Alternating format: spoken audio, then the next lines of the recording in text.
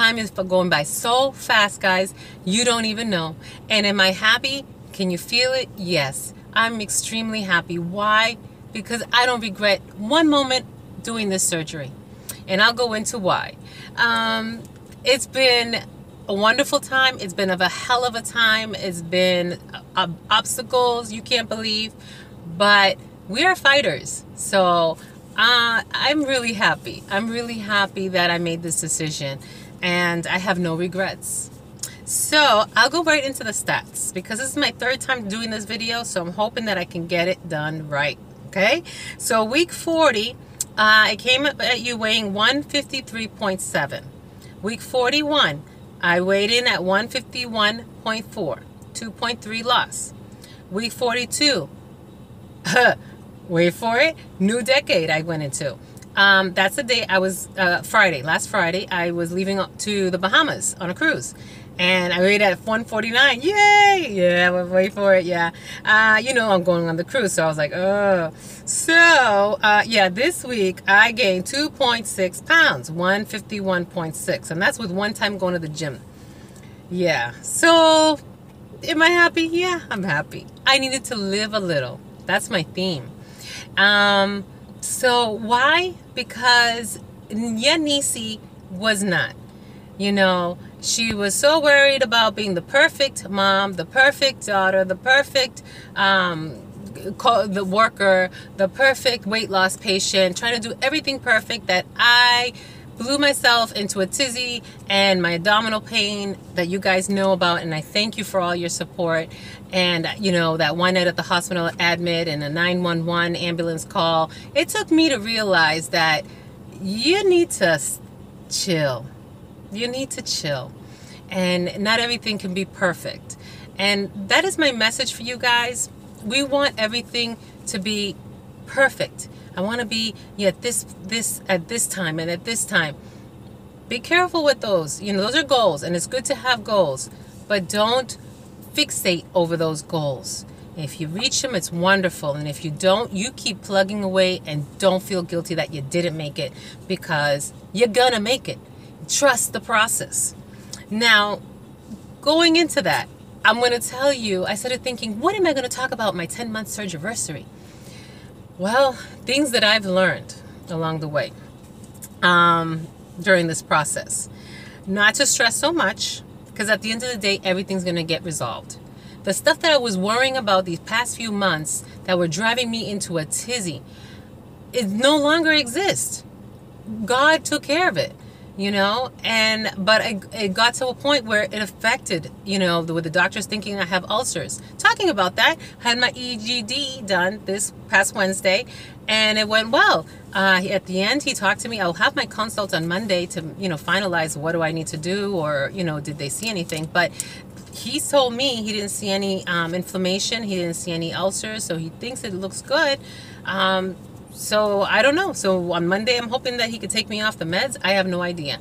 I'll let you guys know the update. I'm ecstatic. I have no ulcers. That's wonderful, because I want to be able to eat a little spicy food, because this bland diet is bleh. So anyways, yeah. So and then trust the process. That's number 2. I wasn't really trusting the process. I was like always worried about, oh, I have to do it this way, I have to do it that way. Oh, but then I have to drink more water. Just trust the process. It's going to happen. The pounds are going to come off.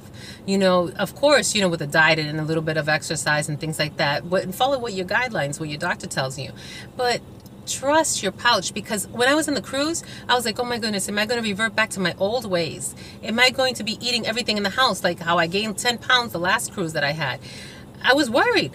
But I said, you know what? I'm going to trust my little pouch. He's going to let me know when I'm full. When I'm full, I just fold up. That's it.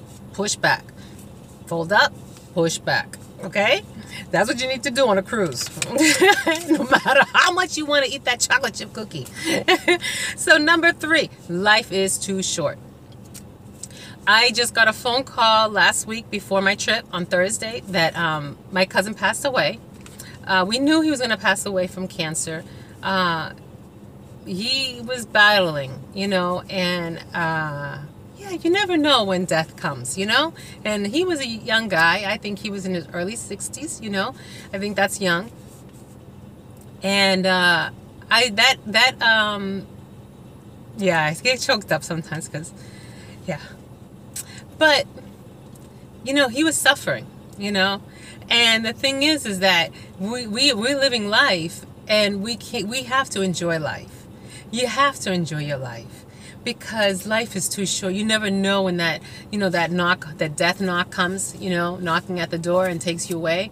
And I don't think that I was living, you know, totally living. I wasn't going out with my friends. I wasn't, you know, I didn't want to date or anything. And, you know, slowly I've been trying to, you know, date and go back in the dating scene and everything. And it's, you know, it's weird, you know, but you got to put yourself out there. So for all you single people, don't worry about it. You know, trust yourself. Live a little bit more than what you're doing.